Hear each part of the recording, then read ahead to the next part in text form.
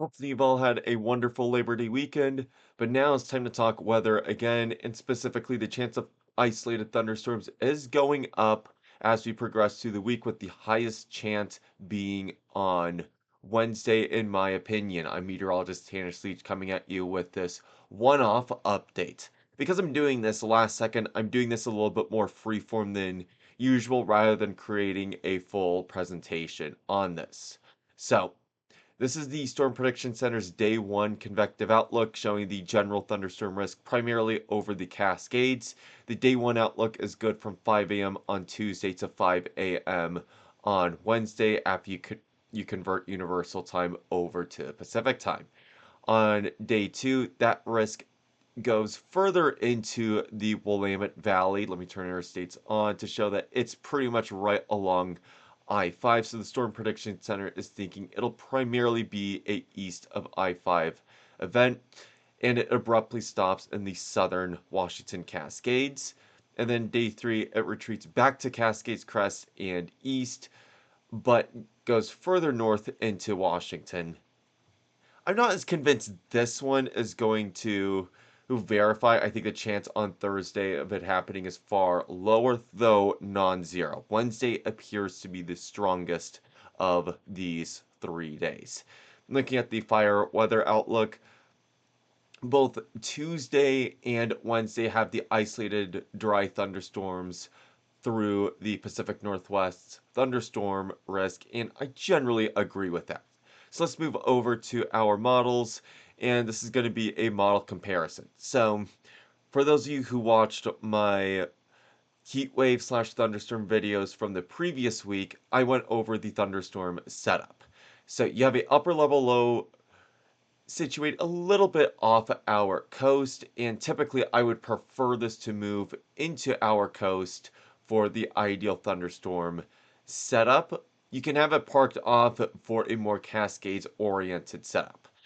That's how it normally is. But there's this pesky little weaker upper level low off the coast of California that is picked up by some of the models. So this is the European AI model. If I go into the regular Euro model, also shows that.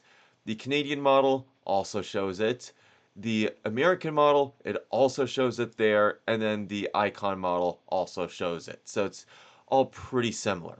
Let's advance to 12 hours to now Wednesday morning at 5 a.m. The European AI model shows that upper level low pretty much has dissipated. I actually do think it is still here, even though it is not showing it, as the water vapor imagery does show a little bit of an upper level low forecasted from that. The Euro model, very similar. Or same with the Canadian model. The GFS is showing it outright, and then the Icon model also not showing it, but I still think that that's going to be there. So that upper level low is moving north as the parent upper level low, or the stronger one, is moving further off. With the ridge situated where it is, that is the perfect position to bring monsoonal moisture up. However, it will be a drier heat wave than what we experience, so that increases the risk of dry thunderstorms. Let's go over to the high resolution models, and I will start with the North American model, the higher resolution 3 kilometer version. And let's start this on Wednesday morning slash Tuesday evening. So this is at 8 p.m. We can start to see storms bubbling up in the southern Oregon Cascades according to this model. And these do get west of the Cascades as modeled. Compare that to the previous models a week ago for those little bit of thunderstorms, and they weren't really showing west of the Cascades that much. So they do dissipate west of I-5. However, and as we go further into Wednesday, not really showing a lot on Wednesday proper or Thursday morning. However, for the NAM model, let's move over to the HRRR model. And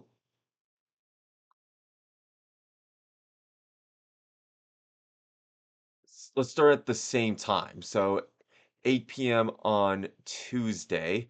And then let's move this throughout. And this is showing more widespread thunderstorm activity in terms of a line of thunderstorms through the central Oregon Cascades. And all of that leaks west of the Cascades and dissipates as we go into early Wednesday morning. This is Wednesday at midnight, showing that that line of thunderstorms has dissipated. And then going Wednesday throughout the day, another line of thunderstorms would form in southeast Oregon and also tries to get across the Cascades. This one does over the southern Willamette Valley and then dissipates as it tries to cross the Coast Range. So different set of model solution there. And then let's go over to our Canadian high resolution model. And let me start this at the same time. So Wednesday at 8 p.m. This one's not as aggressive in terms of the thunderstorm setups. In fact, it's not really showing a lot at all, minus some residual moisture, which wouldn't amount to anything. So that's kind of the big exception to all of this until Wednesday at 5, we're starting to show some things in the southern Oregon Cascades. Now, for the wharf model from the UW, this is what it is showing. So let me start to play the loop. I will stop it at 2 a.m. on Wednesday and not really showing a lot.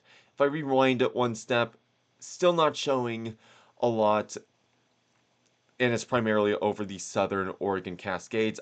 If this were to verify, I would not expect much from that.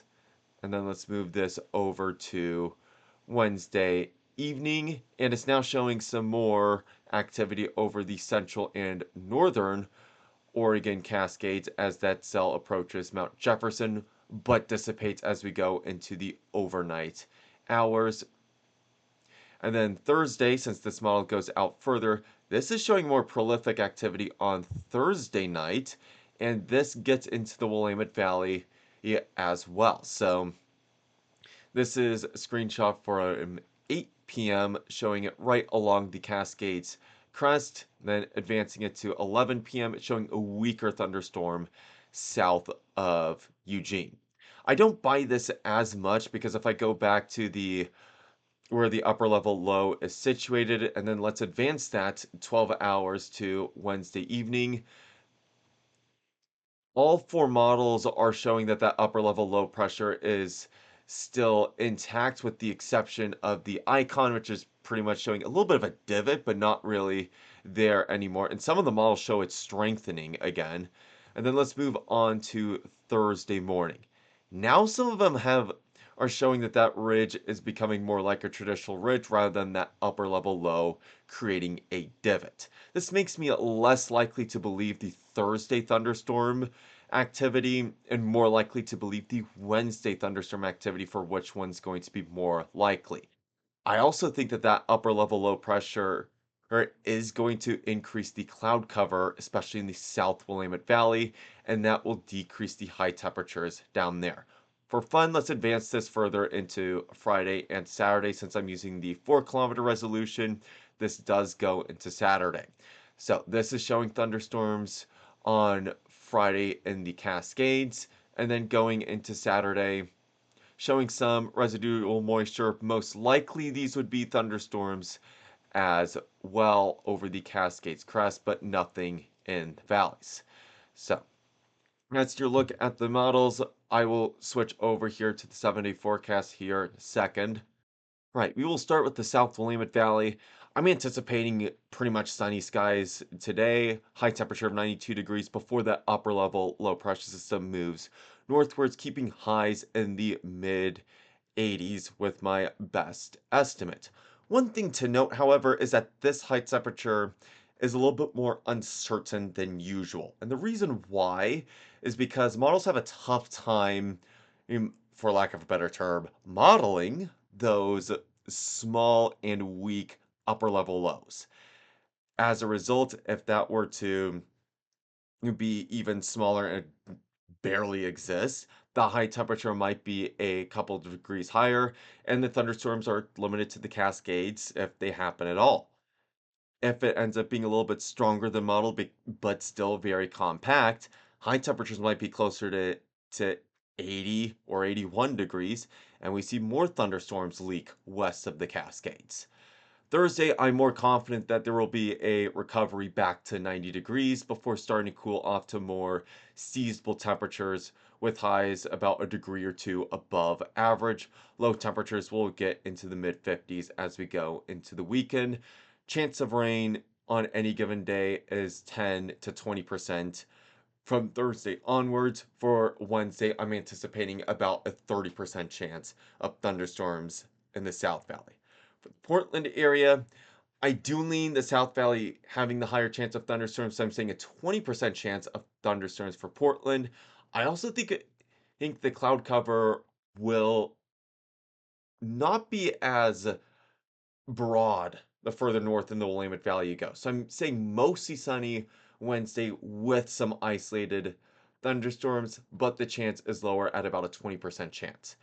Thursday, a little bit of recovery in high temperatures, though some lingering clouds remain with the high of 88 degrees. And just like the South Valley, temperatures fall to around 80 degrees as we go through the weekend. Chances of rain stay 10 to 20% as well as we saw on the WRF model. So that is going to be it for this video, unless if things really unravel tomorrow and we're now showing a severe thunderstorm setup rather than just general isolated thunderstorms. I will not be coming out with an update tomorrow, and this will be the only update on this. So please stay safe out there if you do decide to go out and chase any of these, and take care.